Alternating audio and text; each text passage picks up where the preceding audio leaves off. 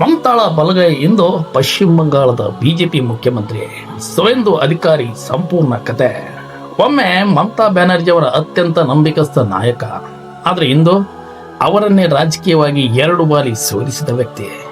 ಇದು ಕೇವಲ ಒಬ್ಬ ರಾಜಕಾರಣಿ ಕಥೆಯಲ್ಲ, ಇದು ಅಧಿಕಾರ, ದ್ರೋಹ, ಹೋರಾಟ, ರಕ್ತ ರಾಜಕೀಯ ಮತ್ತು ಪಶ್ಚಿಮ ಬಂಗಾಳದ ಕರಾಳವಳ ಕತೆ.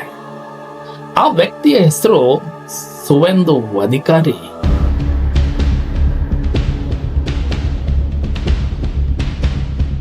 ಸ್ನೇಹಿತರೆ, ಪಶ್ಚಿಮ ಬಂಗಾಳದ ಪೂರ್ವ ಮಿದಿನಿಪುರ ಜಿಲ್ಲೆ ರಾಜಕೀಯವಾಗಿ ಅತ್ಯಂತ ಪ್ರಭಾವಿ ಕುಟುಂಬದಲ್ಲಿ ಒಂದು ಅಧಿಕಾರಿಯ ಕುಟುಂಬ. ಸುವೇಂದು ಅಧಿಕಾರಿ 1970 ಡಿಸೆಂಬರ್ 15ರಂದ ಜನಿಸ್ತಾರೆ. ಅವರ ತಂದೆ ಸಿಸಿರ್ ಅಧಿಕಾರಿ ಕಾಂಗ್ರೆಸ್ ಮತ್ತು ನಂತರ ಟಿಎಂಸಿಯಲ್ಲಿ ಪ್ರಭಾವಿ ನಾಯಕ. ಅಂದ್ರೆ ರಾಜಕೀಯ ಅವರ ರಕ್ತದಲ್ಲೇ ಇತ್ತು. ಮನೆಯಲ್ಲಿ ರಾಜಕೀಯ ಚರ್ಚೆಗಳು, ಜನಸಂಪರ್ಕ ಮತ್ತು ಸಂಘಟನೆ. ಬಾಲ್ಯದಲ್ಲಿ ಅವರ ಅಧಿಕಾರ ಭಾಷೆ ನೋಡುತ್ತಾ ಬೆಳೆದವರು. ಆದರೆ ಒಂದು ವಿಷಯ ಮಾತ್ರ ಸ್ಪಷ್ಟ, ಅವರು ಕೇವಲ ರಾಜಕಾರಣಿಯ ಮಗ ಆಗಿ ಬದುಕಬೇಕೆಂದು ಬಯಸಲಿಲ್ಲ. ಸ್ವಂತ ಶಕ್ತಿ ಕಟ್ಟಬೇಕೆಂದು ನಿರ್ಧಾರ ಮಾಡ್ತಾರೆ. 1995ರಲ್ಲಿ ಸ್ಥಳೀಯ ರಾಜಕೀಯದಿಂದ ಆರಂಭವಾಗುತ್ತೆ ಇವರ ರಾಜಕಾರಣ. ಆ ಸಮಯದಲ್ಲಿ ಪಶ್ಚಿಮ ಬಂಗಾಳದಲ್ಲಿ ಎಡಪಕ್ಷದ ಆಳ್ವಿಕೆ ಅತ್ಯಂತ ಬಲವಾಗಿತ್ತು. ಅನೇಕರು ವಿರೋಧ ಪಕ್ಷ ಸೇರಲು ಹೆದರುತ್ತಿದ್ದ ಕಾಲ ಅದು. ಆದರೆ ಸುವೇಂದು ಅಧಿಕಾರಿ ಕಾಂಗ್ರೆಸ್ ಜೊತೆ ಕೆಲಸ ಆರಂಭಿಸ್ತಾರೆ. ನಂತರ 1998 ಮಮತಾ ಬ್ಯಾನರ್ಜಿ ಕಾಂಗ್ರೆಸ್ ತೊರೆದು ಹೊಸ ಪಕ್ಷ ಕಟ್ತಾರೆ. ಅದ ಹೆಸರು ಟಿಎಂಸಿ. ಈ ಸಮಯದಲ್ಲಿ ಹಲವಾರು ಮಮತಾ ಬ್ಯಾನರ್ಜಿ ಮೇಲೆ ನಂಬಿಕೆ ಇಟ್ಟಿರಲಿಲ್ಲ. ಆದರೆ ಅಧಿಕಾರಿ ಕುಟುಂಬ ಅವರ ಜೊತೆ ನಿಂತಿತ್ತು. ಅಲ್ಲಿ ಆರಂಭವಾಯಿತು ಮಮತಾ ಮತ್ತು ಸುವೇಂದು ನಡುವಿನ ರಾಜಕೀಯ ಬಾಂಧವ್ಯ. ಆ ಸಮಯದಲ್ಲಿ ಸುವೇಂದು ಅಧಿಕಾರಿ ಕೇವಲ ನಾಯಕ ಅಲ್ಲ, ಅವರು ನೆಲಮಟ್ಟದ ಸಂಘಟಕ.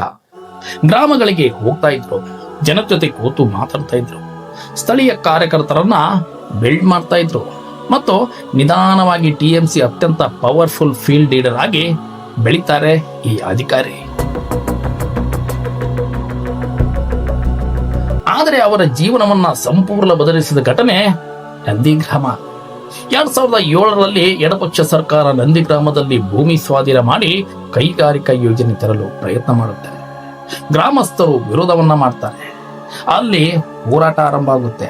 ಆ ಹೋರಾಟವನ್ನ ದೊಡ್ಡ ರಾಜಕೀಯ ಚಳವಳಿಯನ್ನಾಗಿ ಮಾಡಿದ ವ್ಯಕ್ತಿಗಳಲ್ಲಿ ಪ್ರಮುಖರ ಹೆಸರೇ ಇದೇ ಸುವೇಂದು.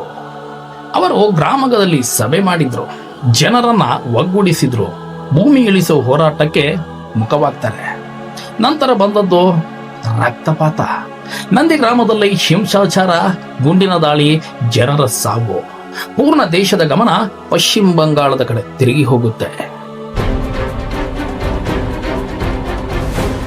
ಈ ಹೋರಾಟ ಎಡಪಕ್ಷ ಸರ್ಕಾರದ ವಿರುದ್ಧ ಭಾರೀ ಜನಾಕ್ರೋಶ ಹುಟ್ಟಿಸುತ್ತೆ ಮತ್ತು 2011ರಲ್ಲಿ 34 ವರ್ಷದ ಎಡಪಕ್ಷ ಆಳ್ವಿಕೆ ಕೊನೆಗೊಳ್ಳುವ ದಾರಿಗೆ ಇದೇ ದೊಡ್ಡ ಕಾರಣವಾಗುತ್ತೆ. ಆದರೆ ರಾಜಕೀಯ ವಲಯದಲ್ಲಿ ಒಂದು ಮಾತು ನಿಧಾನವಾಗಿ ಹರಡತೊಡಗಿತ್ತು. ಮಮತಾ ಬ್ಯಾನರ್ಜಿ ಮುಖ ಆಗಿರಬಹುದು, ಆದರೆ ನೆಲಮಟ್ಟದಲ್ಲಿ ಹೋರಾಟ ಕಟ್ಟಿದವನು ಸುವೇಂದು ಅಧಿಕಾರಿ. 2011ರ ನಂತರ ಟಿಎಂಸಿ ಅಧಿಕಾರಕ್ಕೆ ಬಂದ ಮೇಲೆ ಸುವೇಂದು ಅಧಿಕಾರಿ ಶಕ್ತಿ ಭಾರಿ ಇರುತ್ತೆ. ಅವರು ಸಂಸದರಾಗ್ತಾರೆ, ನಂತರ ಸಚಿವರಾಗ್ತಾರೆ.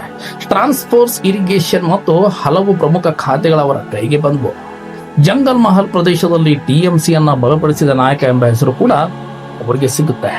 ಆದರೆ ರಾಜಕೀಯದಲ್ಲಿ ಸಮಸ್ಯೆ ಹೊರಗಿನಿಂದ ಬರುವುದಿಲ್ಲ, ಅದು ಒಳಗಿನಿಂದ ಶುರುವಾಗುತ್ತದೆ. ಟಿಎಂಸಿಯಲ್ಲಿ ನಿಧಾನವಾಗಿ ಅಭಿಷೇಕ್ ಬ್ಯಾನರ್ಜಿ ಪ್ರಭಾವ ಹೆಚ್ಚಾಗುತ್ತೆ. ಪಕ್ಷದೊಳಗೆ ಹೊಸ ಪವರ್ ಸೆಂಟರ್ ನಿರ್ಮಾಣವಾಗುತ್ತೆ. ಇದೇ ಸಮಯದಲ್ಲಿ ಸುವೇಂದು ಅಧಿಕಾರಿ ಅಸಮಾಧಾನದಿದ್ದಾರೆ ಎಂಬ ಚರ್ಚೆಗಳು ಆರಂಭವಾಗ್ತವೆ. 2020ರಲ್ಲಿ ಅವರು ಒಂದೊಂದೇ ಹುದ್ದೆಗಳಿಗೆ ರಾಜೀನಾಮೆ ಕೊಡತೊಡಗಿದ್ರು. ಮೊದಲು ಸಚಿವ ಸ್ಥಾನ, ನಂತರ ಪಕ್ಷದ ಹುದ್ದೆಗಳು, ಅಂತಿಮವಾಗಿ ಟಿಎಂಸಿಯನ್ನ ತೊರೆಯುತ್ತಾರೆ. ಇದು ಪಶ್ಚಿಮ ಬಂಗಾಳ ರಾಜಕೀಯ ದೊಡ್ಡ ಸ್ಫೋಟ. ಯಾಕಂದ್ರೆ ಟಿಎಂಸಿ ಒಳಗಿನ ಎಲ್ಲಾ ರಹಸ್ಯಗಳು, ಬಲಹೀನತೆಗಳು, ಸ್ಥಳೀಯ ರಾಜಕೀಯ ಜಾಲ ಎಲ್ಲವೂ ಅವರಿಗೆ ಗೊತ್ತಿತ್ತು. ಕೆಲವು ದಿನಗಳಲ್ಲಿ ಅವರು ಬಿಜೆಪಿಯನ್ನ ಸೇರಿಬಿಡ್ತಾರೆ. ಅದೇ ಕ್ಷಣದಿಂದಲೇ ಮಮತಾ ವಿರುದ್ಧದ ಅತಿ ದೊಡ್ಡ ರಾಜಕೀಯ ಯುದ್ಧ ಆರಂಭವಾಗುತ್ತೆ. 2021ರ ಚುನಾವಣೆ, ನಂದಿಗ್ರಾಮ. ಒಂದು ಕಡೆ ಮಮತಾ ಬ್ಯಾನರ್ಜಿ, ಇನ್ನೊಂದು ಕಡೆ ಅವರ ಹಳೆಯ ಬಲಗೈ ಸುವೇಂದು ಅಧಿಕಾರಿ. ಇದು ಸಾಮಾನ್ಯ ಚುನಾವಣೆ ಅಲ್ಲ, ಇದು ಪ್ರತಿಷ್ಠೆಯ ಯುದ್ಧ ಆಗಿತ್ತು. ಪೂರ್ಣ ದೇಶ ನೋಡುತ್ತಿದ್ದ ಯುದ್ಧ ಇದು. ಮತ್ತು ಫಲಿತಾಂಶ ಬಂದಾಗ ಸುವೇಂದು ಅಧಿಕಾರಿ ಮಮತಾ ಬ್ಯಾನರ್ಜಿ ಅವರನ್ನ ಸೋಲಿಸಿ ಬಿಡ್ತಾರೆ. ಆ ಒಂದು ಗೆಲುವು ಅವರನ್ನ ರಾಷ್ಟ್ರೀಯ ಮಟ್ಟದ ನಾಯಕರನ್ನಾಗಿ ಮಾಡುತ್ತೆ. ಆದರೆ ಇದರ ನಂತರ ಅವರ ಮೇಲೆ ಒತ್ತಡವು ಹೆಚ್ಚಾಗುತ್ತೆ. ರಾಜಕೀಯ ದಾಳಿ, ಕೇಸುಗಳು, ಆರೋಪಗಳು, ವಿರೋಧಿಗಳ ಟೀಕೆ ಇವೆಲ್ಲವೂ ಹೆಚ್ಚಾಗತೊಡಗಿತ್ತು. 2026 ವರದಿಗಳ ಪ್ರಕಾರ ಅವರ ವಿರುದ್ಧ ಸುಮಾರು 25 ಕ್ರಿಮಿನಲ್ ಕೇಸ್ಗಳು ದಾಖಲಾಗ್ತವೆ. ಅವರ ಬೆಂಬಲಿಗರು ಹೇಳಿದ್ದೇ ಬೇರೆ, ಇವು ರಾಜಕೀಯ ಪ್ರತೀಕಾರದ ಕೇಸುಗಳು. ಇತ್ತೀಚಿನ ವರ್ಷಗಳಲ್ಲಿ ಅವರ ಆಪ್ತನ ಸಾವಿನ ಪ್ರಕರಣಗಳು ಭಾರಿ ಚರ್ಚೆಗೆ ಕಾರಣವಾಗ್ತವೆ. ಅವರ ಆಪ್ತ ಸಹಾಯಕ ಚಂದ್ರನಾಥ್ ರಾಥ್ ಹತ್ಯೆ ಪ್ರಕರಣ ರಾಜ್ಯ ರಾಜಕೀಯದಲ್ಲಿ ದೊಡ್ಡ ಸಂಚಲನ ಸೃಷ್ಟಿ ಮಾಡುತ್ತೆ. ಇದಾದ ನಂತರ ಬಿಜೆಪಿ ಮತ್ತು ಟಿಎಂಸಿ ನಡುವೆ ಆರೋಪ ಪ್ರತ್ಯಾರೋಪಗಳು ಇನ್ನೂ ತೀವ್ರವಾಗ್ತವೆ. ಆದರೆ 2026ರಲ್ಲಿ ಬಂದದ್ದು ಇನ್ನೂ ದೊಡ್ಡ ರಾಜಕೀಯ ಸ್ಫೋಟ. ಭವಾನಿಪುರ ಕ್ಷೇತ್ರದಲ್ಲಿ ಮತ್ತೊಮ್ಮೆ ಮಮತಾ ಬ್ಯಾನರ್ಜಿ ವಿರುದ್ಧ ಜಯ ಆಗುತ್ತೆ. ಅದೇ ಕ್ಷಣದಲ್ಲಿ ಪಶ್ಚಿಮ ಬಂಗಾಳ ರಾಜಕೀಯದಲ್ಲಿ ಹೊಸ ಅಧ್ಯಾಯ ಆರಂಭವಾಗುತ್ತೆ. ಬಿಜೆಪಿ ಪಶ್ಚಿಮ ಬಂಗಾಳದಲ್ಲಿ ಸರ್ಕಾರವನ್ನ ರಚನೆ ಮಾಡುತ್ತೆ ಮತ್ತು ಸುವೇಂದು ಅಧಿಕಾರಿ ಬಿಜೆಪಿ ಪರ ಮೊದಲ ಮುಖ್ಯಮಂತ್ರಿ ಮುಖವಾಗಿ ಹೊರಹೊಮ್ಮುತ್ತಾರೆ. ಇದು ಯಾಕೆ ದೊಡ್ಡ ವಿಷಯ? ಯಾಕಂದ್ರೆ ಒಮ್ಮೆ ಟಿಎಂಸಿಯನ್ನು ಅಧಿಕಾರಕ್ಕೆ ತರುವಲ್ಲಿ ಪ್ರಮುಖ ಪಾತ್ರ ವಹಿಸಿದ್ದ ವ್ಯಕ್ತಿಯೇ ಇಂದು ಟಿಎಂಸಿಯನ್ನೇ ಅಧಿಕಾರದಿಂದ ಕೆಳಗಿಳಿಸಿದ ವ್ಯಕ್ತಿ. ಇದು ಭಾರತೀಯ ರಾಜಕೀಯ ಅತ್ಯಂತ ಡ್ರಾಮಾಟಿಕ್ ಪವರ್ ರಿಸರ್ವಲ್ಗಳಲ್ಲಿ ಒಂದು. ಆದರೆ ಅವರ ಅಂತಿಮ ಉದ್ದೇಶ ಏನು? ರಾಜಕೀಯ ವಿಶ್ಲೇಷಕರು ಹೇಳುವ ಮಾತು, ಅವರು ಕೇವಲ MLA ಆಗಿ ಉಳಿಯಲು ಬಂದಿಲ್ಲ. ಅವರು ಪಶ್ಚಿಮ ಬಂಗಾಳದ ಮೇಲೆ ದೀರ್ಘಕಾಲದ ರಾಜಕೀಯ ಹಿಡಿತ ಕಟ್ಟಲು ಬಯಸುತ್ತಿದ್ದಾರೆ.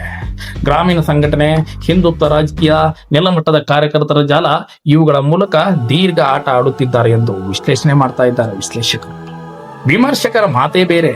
ಅವರು ಅಗ್ರೆಸಿವ್ ಪೊಲಿಟಿಕಲ್ ಮಾಡುತ್ತಾರೆ, ರಾಜಕೀಯ ಧ್ರುವೀಕರಣ ಹೆಚ್ಚಿಸಿದ್ದಾರೆ ಎಂದು ಆರೋಪ. ಆದರೆ ಬೆಂಬಲಿಗರು ಹೇಳುವುದು, ನೆಲದಿಂದ ಹೋರಾಟ ಮಾಡಿ ಬಂದ ನಾಯಕ ಟಿವಿ ಸ್ಟುಡಿಯೋ ನಾಯಕ ಅಲ್ಲ. ಇಂದು ಪಶ್ಚಿಮ ಬಂಗಾಳದಲ್ಲಿ ಸುವೇಂದು ಅಧಿಕಾರಿ ಎಂಬ ಹೆಸರು ಕೇಳಿದ್ರೆ ಒಬ್ಬರಿಗೆ ನಾಯಕ ನೆನಪಾಗ್ತಾರೆ, ಇನ್ನೊಬ್ಬರಿಗೆ ಅಧಿಕಾರದ ಅತ್ಯಂತ ಅಪಾಯಕಾರಿ ಆಟಗಾರ. ಆದ್ರೆ ಒಂದು ವಿಷಯ ಮಾತ್ರ ಸತ್ಯ, ಮಮತಾ ಬ್ಯಾನರ್ಜಿ ಅವರ ನೆರಳಿನಲ್ಲಿ ಬೆಳೆದ ವ್ಯಕ್ತಿ ಇಂದು ಅವರ ರಾಜಕೀಯ ಅಸ್ತಿತ್ವಕ್ಕೆ ಅತಿ ದೊಡ್ಡ ಸವಾಲಾಗಿ ನಿಂತಿದ್ದಾನೆ.